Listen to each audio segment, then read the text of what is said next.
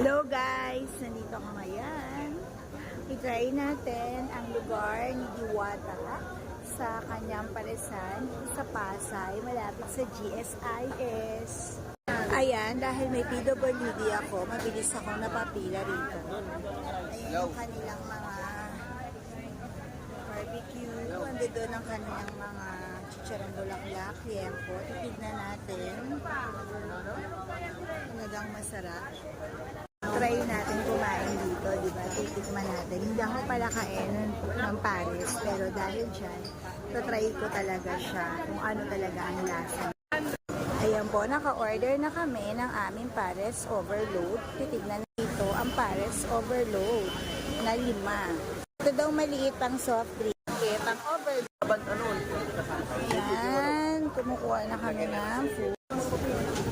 Tapos na kami. High blood, bawal. Ito yung mapunta sa akin kasi puro pa ba? Kaya tado. Ano masasabi mo? Masarap ba? Ate? Sarap naman siya. Mas masarap kaysa dun sa isa. Natimplahan yung ano. Sarap guys. Okay naman yung barbecue niya.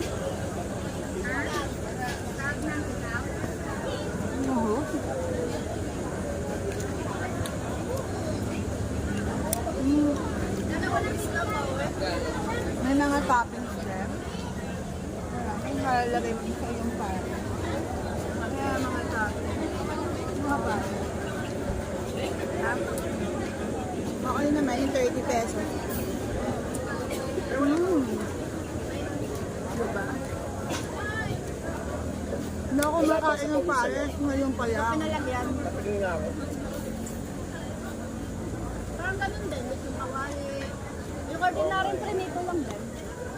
Kaya lang mas lamang ang mga taba kasi. Oo nga eh. Sarap. Sa mga taba lamin. Sa mga taba lamin. Ito na kaya eh. Isok ba? Kailangan dito lang. Wala nga eh.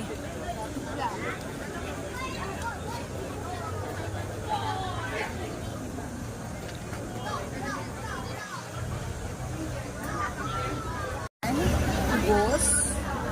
Naubos ng anak ko.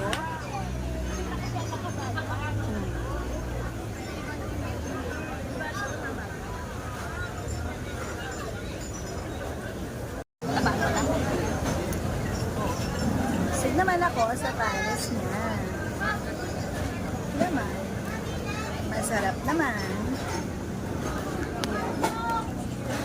At least na experience mo. Yes.